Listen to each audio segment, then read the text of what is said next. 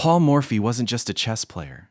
He was a phenomenon, a mind so sharp, so fast, so impossibly ahead of its time that the world of chess simply wasn't ready for him. Born in New Orleans in 1837, Morphy grew up in a home filled with music, culture, and conversation. Chess was just another pastime on the family table.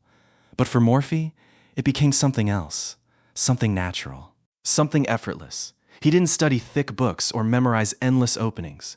He simply understood the board in a way no one else could. By the age of 12, he was already defeating the strongest players in America. Not with caution, not with fear, but with elegance, with clarity, with a kind of natural genius that felt almost supernatural. His moves were clean, his ideas were bold, and his confidence was unshakable. People didn't just admire Morphy, they were astonished by him. In 1857, the United States held its first major chess congress. Morphy entered and destroyed the field. He played with speed. He played with purpose. He played with a calmness that made grown men nervous. Every game was a performance. Every sacrifice was a message. Every victory felt inevitable. America had found its champion. But Morphy wanted more, so he crossed the Atlantic. Europe awaited him, skeptical and proud, convinced that no American could match the great masters of the old world. They were wrong. Morphy defeated them all, one by one, calmly, cleanly, brilliantly. He beat Lowenthal.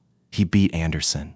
He beat the best players in Paris and London, and he did it with a smile, with charm, with a style so beautiful that even his opponents admired him. They called him the pride and sorrow of chess.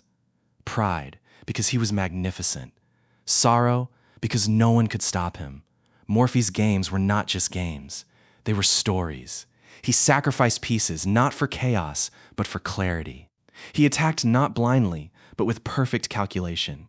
His combinations felt like music. His victories felt like poetry. Even today, more than 160 years later, his games are studied by grandmasters. Not because they are old, but because they are timeless. Morphy played the way artists paint, the way composers write, the way poets dream. His chess was art. But behind the brilliance, there was a quiet tension. Morphy never saw himself as a professional player. He wanted respect as a lawyer, recognition as a gentleman, a life beyond the board. Yet everywhere he went, people saw only the prodigy, the genius, the champion. They wanted him to play. They begged him to compete.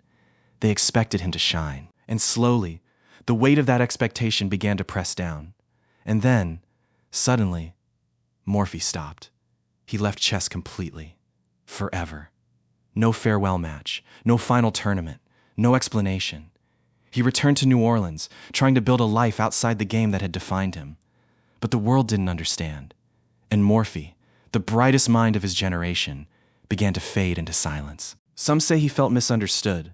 Others speak of loneliness, pressure, a mind too brilliant for the world around him. His final years were quiet, troubled, and filled with a sense of distance, as if the genius that once illuminated the chessboard had nowhere left to shine.